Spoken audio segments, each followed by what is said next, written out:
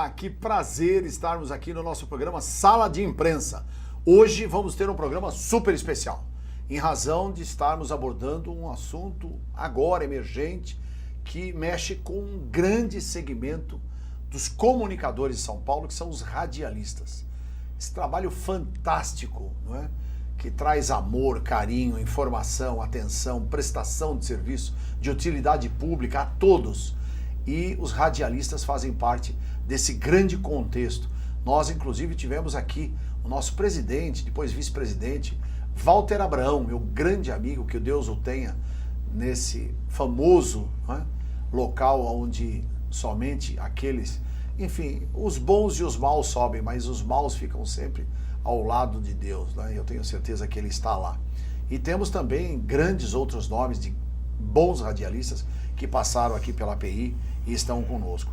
E eu tenho a honra de hoje estar aqui e vou entrevistar meu querido colega, né, que é, sem sombra de dúvida, um guerreiro que está lutando aí bravamente para fazer com que possa manter, né, direitos que foram, de certa forma, não é, retirados, não é, dos radialistas, e que nós vamos conversar exatamente sobre esse tema.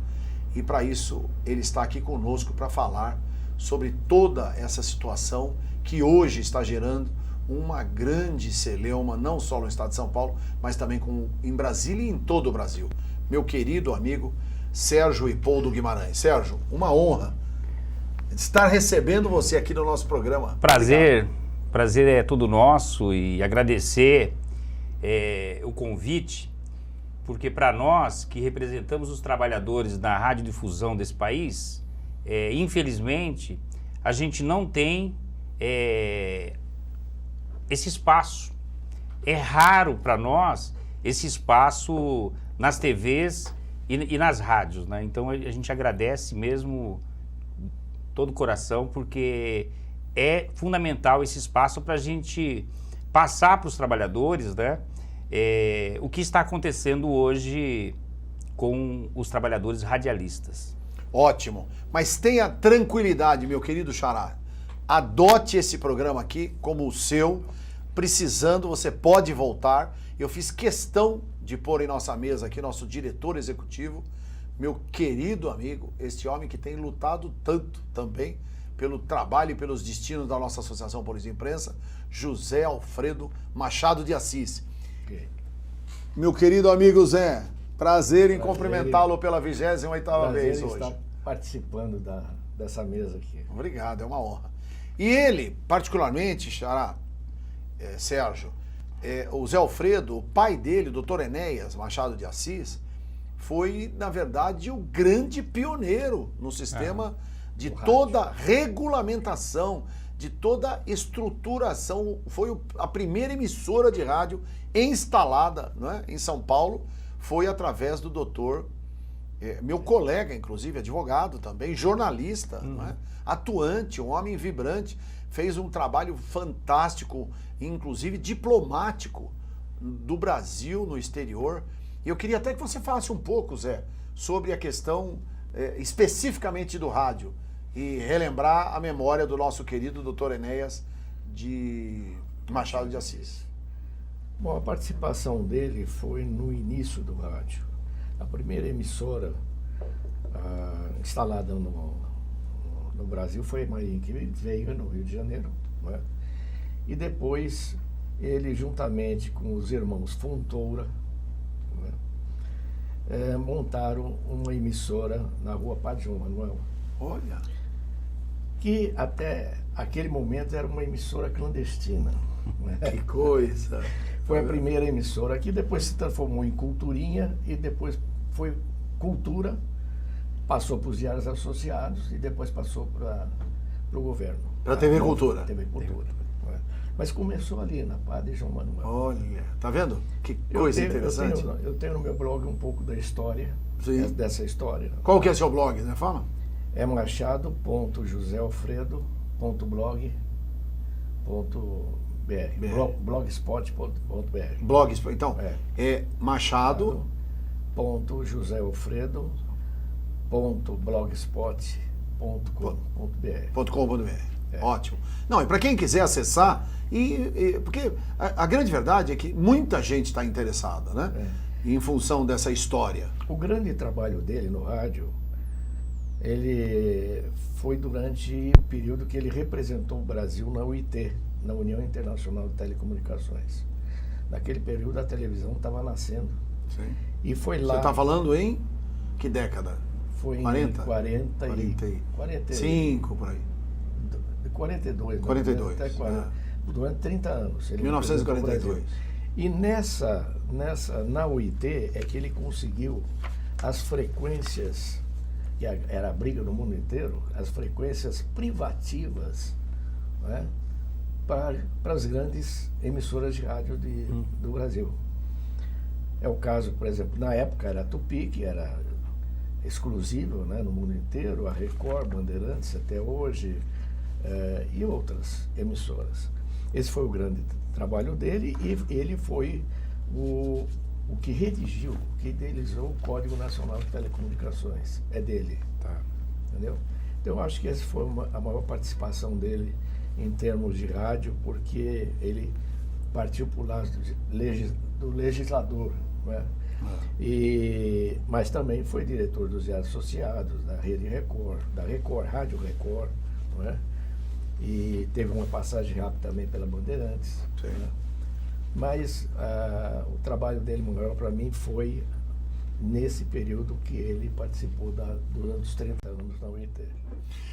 Veja, é tão importante o rádio, porque eu me lembro, e aqui nós, na verdade, respeitada, né, as devidas proporções das nossas idades, mas a gente viveu a mesma geração, logo que veio a emissora de televisão para o Brasil, em 1950, né? 50. Então, todo mundo, acabou o rádio. Não existe mais rádio, agora acabou o rádio e tal, não é isso? Aí depois vieram, né, as redes sociais, acabou o rádio. E o rádio não acaba. Por quê? O rádio é uma paixão nacional. Amigo de cabeceira. Amigo de cabeceira. E eu tenho certeza que agora milhares de brasileiros estão lá com o seu radinho, sintonizado. Celular, né? Exato. Celular agora. No Agora no celular, com as webs, né? Com as rádio web, enfim, e com as próprias rádios, né? Das emissoras que têm suas frequências na web. Então eu acho o seguinte, o rádio é fundamental como um veículo de informação e para enriquecer, não é, a vida das pessoas. E eu, inclusive, estou vendo aqui, ó, eu quero, viu, meu querido amigo Meirelles, que você coloque, não é? Isso daqui é fundamental. Essa hashtag aqui eu adorei. Vem pra luta radialista. Ó, tá aqui, ó. Vem pra luta radialista. Isso, a hashtag, ó. Que é, na verdade, a grande briga que está sendo feita agora pela desregulamentação da profissão de radialista. Meu xará, Sérgio, conta para nós aí, efetivamente, o que está acontecendo, quer dizer, para o nosso público telespectador, porque nós vamos, se Deus quiser, além dos radialistas, angariar aí bons, não é, adesistas para essa luta. Então, ela no fundo reside o seguinte, quer dizer, existia uma regulamentação, da qual atribuía, dentro da profissão dos radialistas, uma série de divisões, não é isso? Funções. De funções, exatamente. E agora, numa canetada, acabaram com 90% das funções. Exatamente. Se só me permita fazer voltar um pouquinho atrás. Isso é importante. Que é importante. As coisas, elas sempre estão ligadas, né? Tá. Por mais que a gente ache que não, mas elas estão. Verdade. São dinâmicas, né? Eu não vou precisar ir muito longe, não. Tivemos aqui o ano passado, aprovado pelo Congresso Nacional, a terceirização de atividade fim, né? E eu costumo fazer uma meia-culpa, né, dos movimentos, porque, voltando um pouquinho, quando se aprovou a terceirização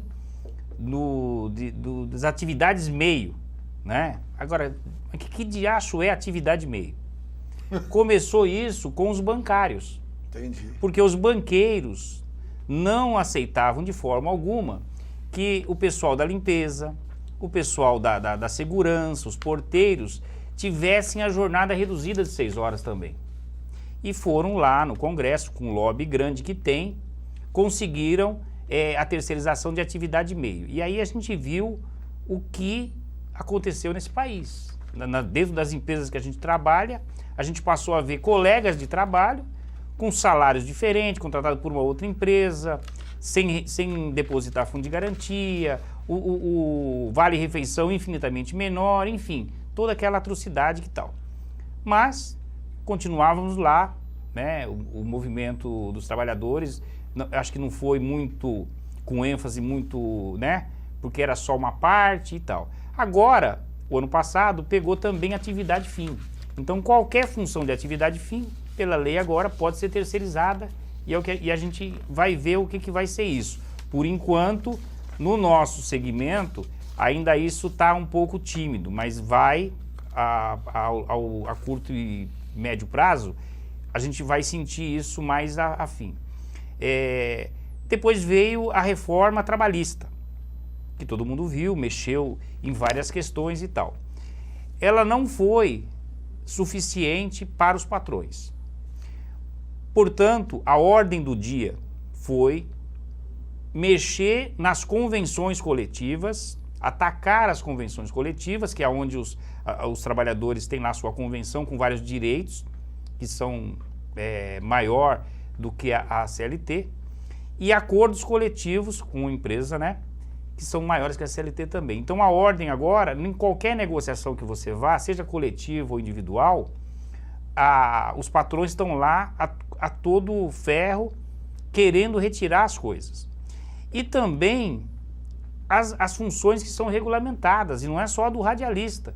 Eles mexeram, estão tentando extinguir a função dos artistas, mexeram muito timidamente ainda, mas vai acabar vindo na questão dos jornalistas, quando eles interferiram lá naquela questão do diploma, que não era necessário diploma, e dos artistas eles querem extinguir.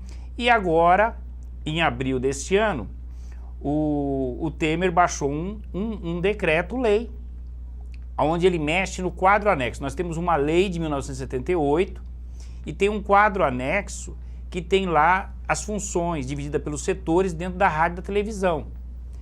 São 94 funções, né? O que eles fizeram? Reduziram isso com o apelo dos patrões, por conta das novas tecnologias. Essas funções não existem mais, não tem sentido mais. E isso é mentira. Dessas 94 funções, eles extinguiram, sumiu da lei 35 funções. Mas elas estão vivas dentro das empresas de rádio e televisão e vão continuar por um bom tempo. Outras 54 funções, eles aglutinaram em 14 funções. Qual o resultado na prática disso? Essas 35 funções, elas vão continuar dentro das empresas sem o guarda-chuva da lei 6.615, que reduz a jornada de trabalho dos trabalhadores. Foi uma conquista em 1978. Ainda hoje, os trabalhadores no mundo inteiro estão lutando por uma redução de jornada. Nós conseguimos em 78 e agora estamos perdendo. Vamos perder para essas 35 funções, não mais terá o benefício da jornada reduzida. As outras que foram aglutinadas, elas vão perder um outro benefício da lei, que é o do acúmulo de função. O quadro anexo é subdividido em setores. Então, se eu tenho lá 2 funções dentro do mesmo setor, a lei garante, e o cara trabalha nas 2 funções, a lei garante que ele tem que ter direito a um acúmulo de função, que varia de 10% a 40% de acordo com a capacidade da emissora. Se ele faz 2 funções de setores diferentes, como é o caso mais comum, que é o locutor e o operador, ele tem direito a 2 contratos de trabalho. Principalmente no interior de São Paulo, é onde mais tem, né? É onde mais tem no interior. Porque as emissoras são pequenas. Né? Agora, no interior, fazer um parênteses, a perversidade é tanta que o trabalhador ele tinha direito a 2 contratos de trabalho, mas os patrões, por exemplo, contratavam o cara para um programa de 3 horas.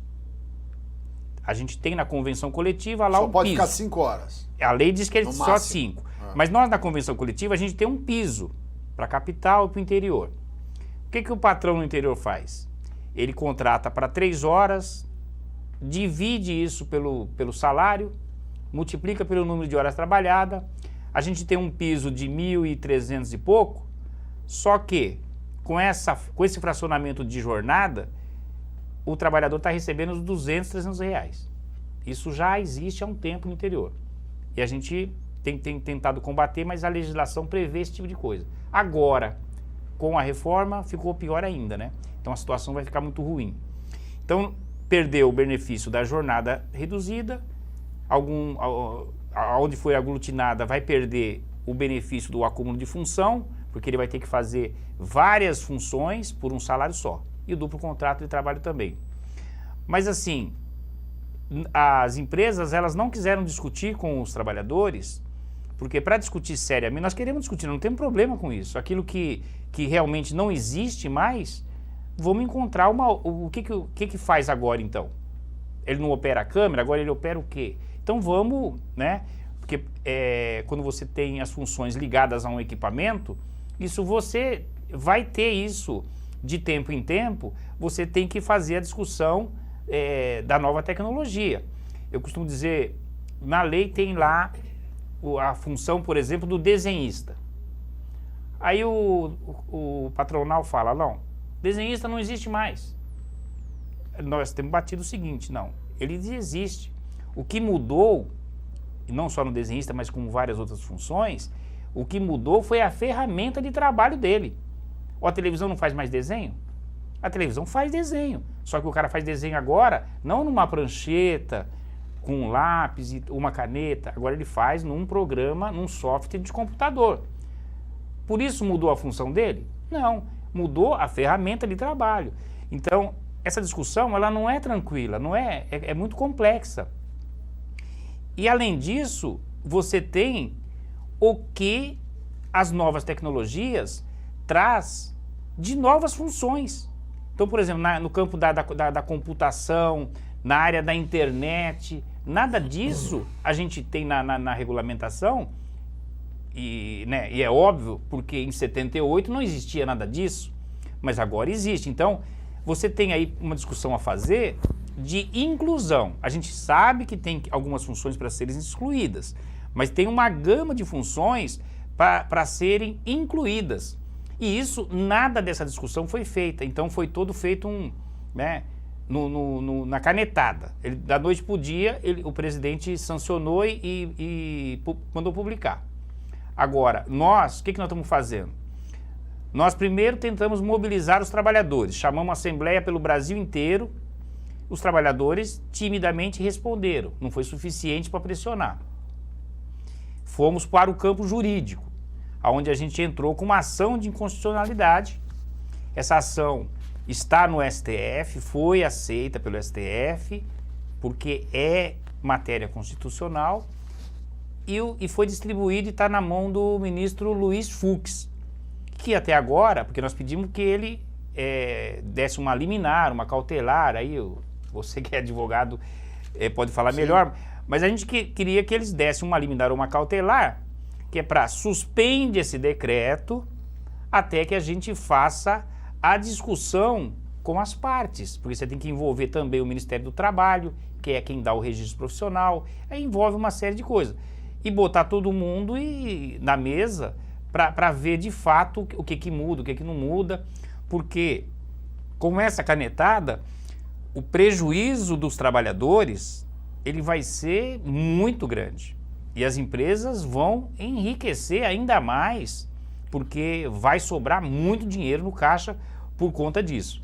Então, essa campanha a gente está buscando fazer com os trabalhadores, porque não dá para só as entidades ficarem fazendo as coisas, né? E deixar a mão no campo jurídico. A gente a todo momento está tentando mobilizar. Ontem a gente teve, na última quarta-feira, né, dia 22, a gente teve em Brasília no Congresso, no 28º Congresso da FENAERT, que é quem ingressou com esse pedido para o presidente Temer, a gente teve nesse Congresso com o objetivo de fazer um protesto lá, mas principalmente o protesto maior foi porque nesse Congresso estava lá para falar sobre fake news o ministro Luiz Fux, que é o relator da ação de inconstitucionalidade que as entidades entraram. Então, assim, na verdade, me permita, Sérgio, no fundo, você quer também dizer o seguinte, é o poder, tá certo, do envolvimento, o poder da persuasão, no sentido de convidar o ministro para conversar com ele e tal, é isso? Porque, assim, eu posso falar o que eu quiser, né? Por exemplo, ele foi convidado? Ou ele foi pago para fazer a palestra? Não sei. Eles é que devem saber lá. O fato é o seguinte, é muito complicado você ver lá num congresso patronal e ter um ministro que está com uma ação. Então tem aí uma relação que para nós soa estranha, né? É um lobby, é o que é. Então a gente foi até lá, a gente conseguiu entregar esse material nas mãos do ministro Fux, né, e pediu para ele que a sobrevivência dos radialistas, de boa parte dos radialistas no Brasil, está nas mãos dele. Agora, qual vai ser o julgamento? Nós esperamos que ele diga que aquilo é inconstitucional e que precisa ter um amplo debate com os trabalhadores e os patrões, e o governo também, é claro, na mesa, por conta do Ministério do Trabalho.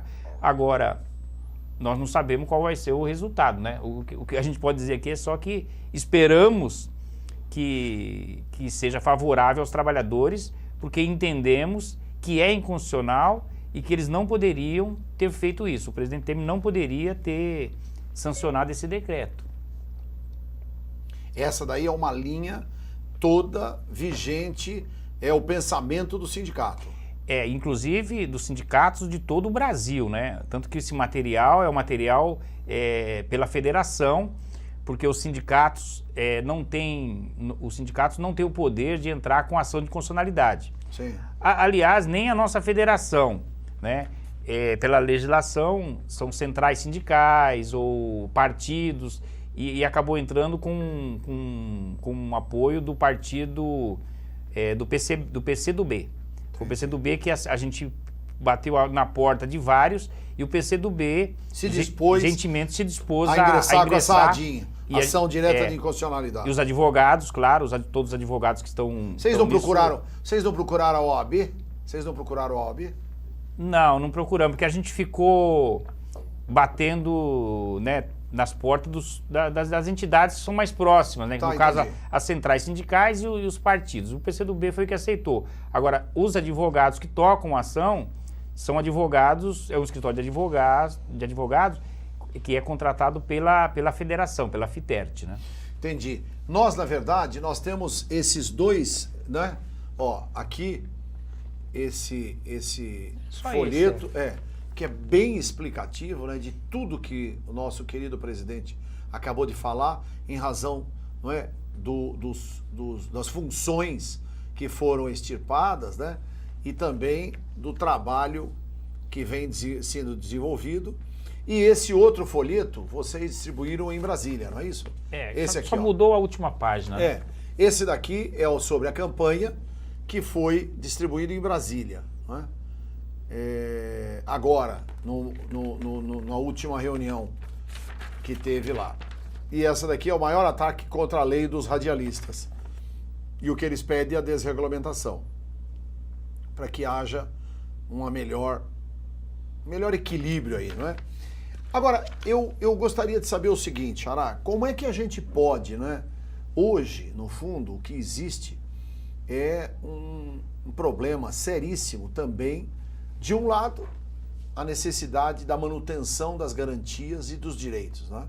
O que é fundamental. Do outro lado, um problema sério em razão do desemprego, né? Que é uma outra coisa. Quer dizer, você acha que uma forma de resolver isso também seria abaixando a carga tributária? Porque eu acho que Você não acha que o Estado, esse bruto elefante que nós temos, não é? E mantendo uma máquina que não é, de certa forma, segurança pública difícil, problema da saúde, eu estou falando em termos de Brasil, não é? Nos estados também é pior ainda, tem estados que são calamitosos, mas você não acha que de repente a questão tributária, se houvesse aí uma redução e tal, não poderia dar mais chance para que o empresário pudesse investir mais no seu negócio? Qual é a sua opinião sobre isso? O que você acha? Então, olha só, Xará. Fala. Me permita, Xará. Lógico, com o maior prazer. Nós temos um entendimento com relação ao Estado que é o seguinte. Sim. O Estado se tornou aí pai de todos. Isso. Né? Ser contra, ser a favor de redução de impostos, a gente tem que olhar também o seguinte, porque o que o Estado atende e deveria atender nas suas políticas públicas, com a habitação, com a Previdência e várias outras coisas que estão na Constituição Federal e o Estado não cumpre. Verdade. Quando você fala de reduzir o imposto, você tem que pensar que vai reduzir também o recolhimento do Estado. Sim. Né? Então, isso pode ser um problema. Agora, o que tem é a má gestão dos gestores de muito tempo. E a gente está vendo aí um ralo de má gestão, de obras superfaturadas, que gerou corrupção. Que a corrupção dizer que ela é desse ou daquele, não. Ela é corrupção de 30 anos. É inerente ao sistema capitalista. É verdade. Isso tem no mundo inteiro, inclusive em países excelentes. Super desenvolvidos. Tem lá corrupção. Tudo bem que quando alguém descobre lá, o próprio cara se mata. Mas tem corrupção também. Ou é condenado com penas extremamente severas e tudo mais. Agora, mais uma coisa também, eu concordo em gênero, número e grau. Suas palavras aqui são muito apropriadas, é verdade. O problema não é nem, quem sabe, a diminuição de impostos, mas é a maior gestão. Porque veja, se você tiver uma boa, eu também sou dessa opinião. Se tivesse uma bela, imagine você entrar num hospital maravilhoso que você não precisava pagar plano de saúde. Exatamente. Imagine você poder andar à noite tranquilo com a sua família, fazer o seu filho, quando você volta do trabalho cansado, você fala, filho, vamos passear lá na praça, vamos jogar, o papai vai jogar bola com você, vai não sei o quê. Quer dizer, seria uma bruta de uma tranquilidade. Exatamente. Tá certo? Quer dizer, você pagaria imposto até com, é verdade, bem colocado, com prazer. Agora sim, uma coisa também que a gente tem no nosso ponto de vista, Xará, é o seguinte. Essa tal da crise que todo mundo fala. Sim. Ela não é bem assim. Sim. Né? Nós entendemos que ela não é bem assim. O que nós entendemos, e isso não só no Brasil, mas no mundo inteiro, você hoje vive uma crise no Estado ou nos governos. Sim. A gente teve, meados de 2007, 2008, se eu não me engano, uma crise gigantesca nos Estados Unidos provocada pela questão da habitação lá, né? Do sistema... A bolha imobiliária nos Estados Unidos. E dizem que tem uma bolha do cartão de crédito que é trocentas vezes maior, que a hora que explodir então vai ser um problema. Mas assim, naquele momento, o Estado garantiu a sobrevivência de várias empresas. Por exemplo, dá para dizer que a GM nos Estados Unidos é privada? Nós achamos que não, porque tem tanto dinheiro que o governo, Obama, na época do Obama e tal, deu. E isso para a GM e para Ford. Serve para todas as empresas. E no Brasil não é diferente. É verdade. Você tem uma dívida, fala da Previdência, você tem uma dívida das empresas privadas junto à Previdência que é fora do... Eu não tenho os números aqui, mas muitas empresas devem. Os bancos. Os bancos Bradesco deve 400 bilhões. Então, assim... O Santander deve 200 bilhões. O Itaú deve 600 bilhões. Quer dizer, e é tudo bilhão. Então, não é milhões. Né? E como que a culpa pode ser dos trabalhadores, da sociedade? O BNDES, assim como nos outros países, foi lá e salvou, e vem salvando, e vem financiando. Você pega as privatizações, os caras privatizaram um caminhão de empresa, o cara ganhou com o recurso, ele não botou na mão no bolso, o recurso do BNDES. Ele fez a oferta, mas o BNDES é que vai. Então até eu pego também. Né? Então assim, quando é para o trabalhador, qual que é a política? Eu lembro, quando tem uma catástrofe, caiu lá as casas, e nem vou discutir a questão por que a casa estava lá, né? A casa estava lá porque o cara quis construir lá. Agora, cadê o Estado que num primeiro momento... Nós temos uma tragédia anunciada, eu sou da área de meteorologia, nós temos uma tragédia anunciada em São Paulo, que é a Serra do Mar.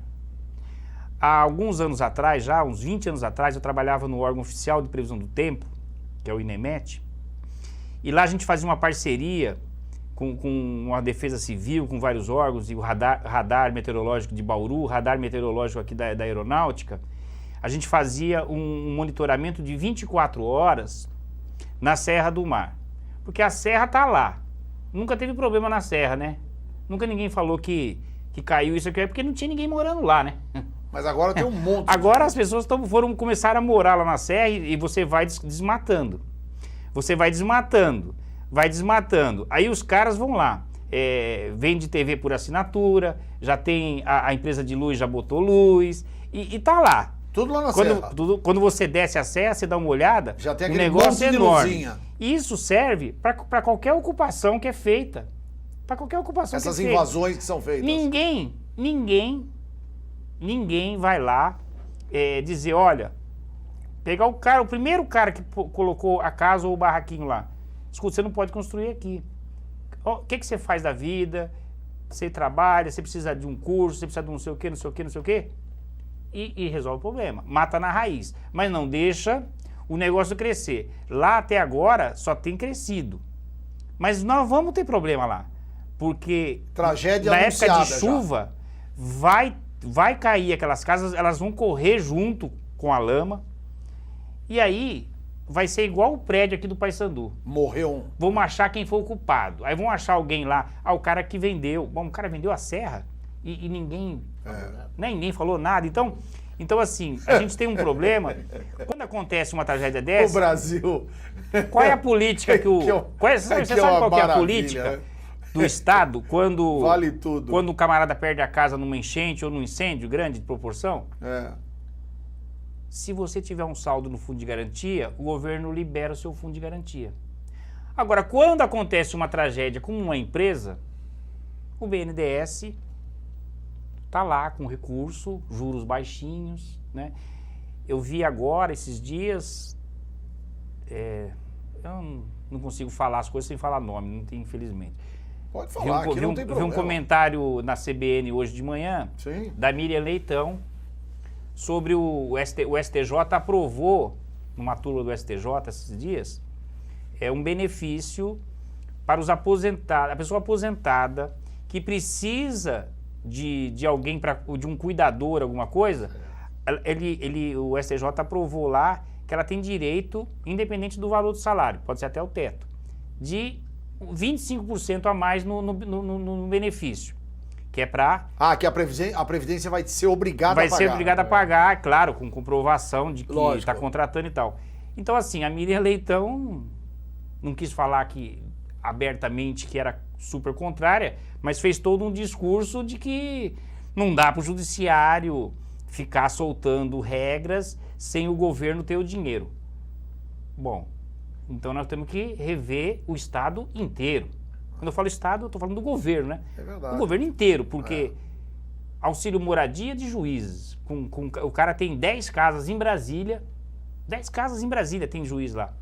O cara é o juiz que tem a mulher, que também é juíza, os dois têm casa, vive bem, mas os dois têm auxílio. De R$ 4.900 cada um. Eu só estou pegando mas se você for para dentro do Congresso, né?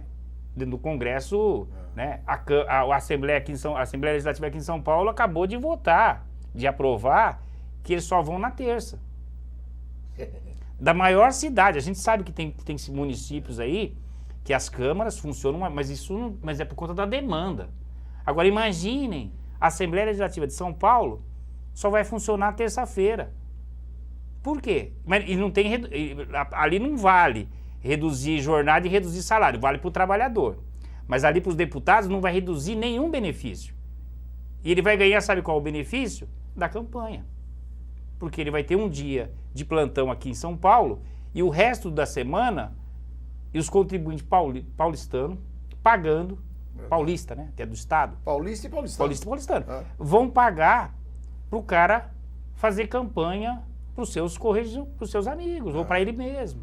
Então, assim... Para tentar se reeleger. Né? Então, assim, o que eu vejo, e a grande imprensa, a gente tem uma crítica forte nisso, bate muito pouco nesses benefícios e bate... Você falar que a Previdência tem rombo, todo dia falam. Mas você não vê ninguém falando do que você acabou de falar aqui. São bilhões que as empresas, grandes bancos devem. E como é que cobra isso? Uma coisa, Xará, que é um absurdo. O Banco do Brasil, ou seja, é um banco estatal. Ele deve 700 milhões para a Previdência Social. A Caixa Econômica Federal deve mais 500 e tantos milhões. Mas essa aqui agora é para... Como é que você pode entender uma coisa dessa? Aliás, me permita, quando eu falei lá dos bancos Bradesco e tal, eu falei bilhão, não é. Na verdade, são milhões. Quer dizer, na verdade, se você pegar todas... Veja, o grupo JBS do seu Wesley, que graças a Deus estão presos, na verdade, devem 2,7 bilhões. Esses devem. Então, 2,7 bilhões de reais que não pagam. Eu estive dando uma olhada nas multifunções impostas pelo decreto. Sim. Né? Pelo decreto. Eu estou muito bem familiarizado com todas essas funções, porque eu trabalhei... O Zé foi vice-presidente do Conselho. 20 anos em televisão, em televisão. Também, né? Agora, veja bem, tem um campo aqui que diz sonoplasta. Inclui aí operador de som, um monte de operadores. E funciona. Existe uma diferença muito grande entre um sonoplasta e um operador de áudio. Totalmente. O sonoplasta, ele cria. O operador de áudio não, ele toca. Ele vai fazer. Ele exerce o que o sonoplasta criou. Exatamente. Então tem funções aqui que não dá para juntar. Entendi. E tem em toda a estrutura técnica que eu vejo aqui da televisão, do rádio da televisão, resume em 14 funções. Entendi. É impossível você reunir 14 funções. Quando na verdade existe mais de 30. É a mesma coisa um operador de câmera. O operador de câmera é um artista. Se ele não souber enquadrar a imagem, não souber colocar no zoom certinho, se não souber pôr no foco, ele estraga todo o trabalho. Todo. Então é diferente do operador. É diferente do operador de cabo. E eu vou retratar aqui uma coisa. E eu vou retratar aqui uma coisa que é fantástica. Uma vez eu estava entrevistando uma pessoa e foi fantástico, porque nessa entrevista eu consegui extrair, não é, do meu entrevistado uma coisa interessante, né? Eu posso até falar, o professor Ives Ganda, da Silva Martins. Ele tem um amor pela dona Ruth, que é a esposa dele, são casados há 65 anos. 60 anos. Então, num determinado momento, quando ele falou dela, o olho dele encheu de lágrima, não é? Uma coisa linda, porque foi dentro do contexto que nós estávamos falando sobre a família, sobre os valores e tal. E aí, de repente, eu vou, tal... Bom, terminou a gravação, cumprimentamos e tal, e eu cheguei para o meu câmera e falei assim, você viu aquela hora que o olho dele encheu de lágrima e tal? Você, quer dizer, naquele momento, se ele, com todo respeito, né? E ele, eu acho que agora ele melhorou muito, porque ele foi até contratado por uma grande emissora.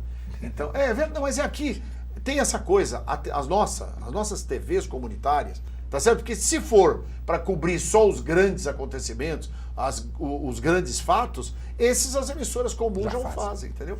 Então, a grande verdade é isso, quer dizer, isso que você está falando é a mais pura realidade. Você precisa ter ali, naquele profissional, alguém que tenha sentimento, coração, sensibilidade. O cara está vivendo naquele momento ali. Na realidade... E aí, agora, com esse novo decreto, juntou tudo. Na realidade, tem funções aqui que a pessoa é artista.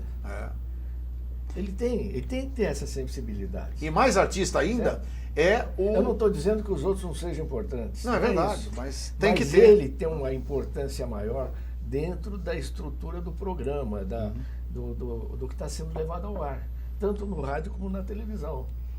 Não é? Então, mas você pegou bem aí o problema. Que, na verdade,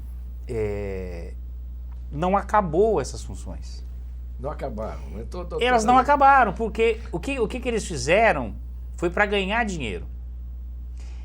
Essas 35 funções que eu me referi e que o Zé colocou aqui do operador de áudio, operador de som e tal, eles vão continuar na televisão e no rádio. Só que eles não mais terão os benefícios da lei do radialista, que é a jornada reduzida, que no caso específico deles é 6 horas. Não vão ter direito a acúmulo de função, não vão ter direito a nada, porque eles não fazem mais parte deste guarda-chuva da legislação. Foi isso que eles fizeram. Para essas 14, na verdade são 24, né? Eu somei aqui 14. Porque tem as 10. Né? Porque tem as 10 que ficou inalterada. Esse cantinho aí embaixo são as 10 que ficaram inalteradas. Que é o sonoplasta, que permanecem. Então essas 10 mais as 14 novas que eles inventaram são 24. Então essas 14 vão trabalhar muito. Vão ter que trabalhar muito e sem ganhar o benefício também do acúmulo, porque está na descrição da função dessas 14 que ele vai fazer A, B, C, D, F. Esse foi o objetivo. Não foi porque eles mentiram pro presidente Temer, eles mentiram pro Congresso Nacional, porque eles disseram que isso aí estava em extinção, e não é verdade. Porque se isso aqui foi extinto, é o que o Zé colocou. Essa sensibilidade de vários trabalhadores e para todo o campo. Porque é importante dizer aqui que, assim, são 94 funções. É lógico que numa empresa, numa rádio muito pequena, numa televisão muito pequenininha, você não tem todas as funções atuando ali. Mas se a gente pegar, por exemplo, uma emissora grande de televisão, existe lá as 94 funções. E se você tiver um programa ao vivo, basta assistir a televisão para você notar isso. E uma dessas 94 funções fizer uma coisa errada, besteira, vai tudo pro vinagre. Porque o cara fala, não, porque o operador de cabo, o câmera é mais importante? Mas se o operador de cabo estiver olhando para outro lugar, ele derruba o câmera. Ele não puxa o cabo. Aliás, era bom, lembrei agora de uma coisa aqui, inclusive, quando teve aquelas manifestações em 2013, que morreu lá o Santiago, o operador de câmera da TV Bandeirantes, no Rio de Janeiro. Na explosão lá. Ele morreu, e na nossa opinião, não foi porque o cara jogou a bomba nele. Foi porque ele não tinha. Porque o cara, quando tá com a câmera, ele tem um olho aqui, um olho outro ali, e ele não consegue enxergar o que está acontecendo ao seu redor. Ele não tinha Ele não tinha. Ele estava, porque lá no Rio de Janeiro, e aqui em São Paulo também, algumas emissoras já o fazem, coloca o operador de câmera para filmar, para entrevistar e para dirigir. E ele estava sozinho numa manifestação daquela magnitude, e ele, para poder atender os desmandos das empresas, que era a melhor imagem e tal, ele ficou focando no seu trabalho, porque ele era um profissional muito bom, e esqueceu de cuidar da sua vida. Porque se tivesse um motorista ou um operador de cabo acompanhando ele, puxava ele e ele não tinha morrido. Então, na nossa opinião, a empresa foi responsável de mandar. Como tem acontecido aqui em São Paulo, vários trabalhadores já foram assaltados. As câmeras, os carros, porque vão sozinho cobrir dentro das favelas e até dentro de viaturas da polícia. Nós tivemos que fazer ofício para a Polícia Militar, para a Secretaria de Segurança Pública, porque algumas empresas tinham acordos com equipes da polícia e o cara ia lá dentro da viatura para poder filmar e pegar a melhor imagem. Então, assim, é um problema que as empresas, o trabalhador, ele quer a melhor imagem. Ele quer ser reconhecido pela empresa para ter um reajuste melhor, né, um bônus e tal. Agora, a responsabilidade, ela é da empresa. Não dá para colocar os trabalhadores nessas áreas de risco. Hoje mesmo na IBC a gente estava discutindo aumentar um percentual, que era de 30%, para 60% dos trabalhadores que trabalham lá nas torres, lá no Rio de Janeiro, que eu não lembro agora o bairro, e as torres são todas em favelas lá. Porque tem risco, porque tem que ter autorização do traficante, tem que ter uma série de coisas. Tudo. Aí eu disse, bom, mas peraí, aumentar para 60% não resolve. Resolve é mudar a torre. Porque você vai pagar... Quanto custa a vida do trabalhador? Verdade. Então, você paga 60%, então agora você está recebendo, quer dizer, você vai ser Pouco assaltado. importa. Lá. Exatamente. Você vai ser assaltado e não vai ter nenhum dinheiro, né? Então, assim, são coisas que a gente tenta colocar nas nossas convenções de uma forma de proteger, né? E aquela coisa que a gente está falando de crise, é óbvio que a gente também está acompanhando, por exemplo, as empresas construindo aí os seus patrimônios cada vez maiores, cada vez mais suntuosos e tal. E quando chega na mesa de negociação, fica essa discussão de crise. Você estava falando do que as empresas devem. Agora, uma coisa que é engraçado devem milhões, bilhões, e o lucro líquido é bilhões, bilhões. Como é que é isso? Porque a gente, quando não paga a conta, é porque a gente não tem dinheiro. Verdade, verdade. E a empresa deve, não paga, mas o jornal publica lá que o banco, não precisa nem dizer, né? Todos eles, inclusive o Banco do Brasil e a Caixa Econômica, tiveram lucros de bilhões. E como é que deve? Paga com lucro, não é? Então é uma conta que não fecha, mas a gente não aceita esse discurso de que a crise, né? E as empresas, quando querem fazer, fazem. O Grupo Abril demitiu 800 trabalhadores e não pagou ninguém. E pediu lá concordar. A maioria é jornalista. Não, jornalistas, a maioria acho que é gráficos. É gráfico. Porque fechou todas as revistas, aquela coisa. Então, assim, 30 títulos. Fecha, vai pra rua e não pagou. E não vai pagar, porque vai ser uma briga na justiça para receber aquele direito. Então, não dá pra gente ficar... Bom, se você tá... Com nós é assim, ó. É muito... Pode ser falar radical? Pode ser. Mas assim, quem não tem capacidade não se estabelece. Isso é um ditado muito antigo. Então, se o cara não tem condição de manter a empresa, para nós é melhor que ele feche. Porque para ter a empresa e maltratar os seus trabalhadores, não recolhendo isso, não pagando aquilo, para nós é preferível que não tenha. Porque ele vai atrás de um outro melhor. Então, eles ficam nesse discurso. Lá na Rede TV, por exemplo, o cara não pagava uma época vale alimentação, vale refeição. As pessoas estavam vendendo, aliás, não pagavam o vale transporte. O cara vendia o vale refeição para pagar o ônibus para ir trabalhar. E o dono vinha de helicóptero. Assim, essa desigualdade, né? Mas é muito complicada essa discussão, viu, Xará? Mas a gente tenta fazer com total tranquilidade com os trabalhadores, porque o momento ele está muito complicado. Não sei se a gente vai ter tempo ainda, mas assim, nós estamos na campanha salarial, nossa database é maio, nós já estamos em final de agosto e a gente não tem uma proposta decente para levar para a Assembleia dos Trabalhadores. E a gente vai ter uma última reunião na semana que vem. Se não tiver acordo, não tiver nada, vai ser um problema, porque a reforma trabalhista também pensou nisso.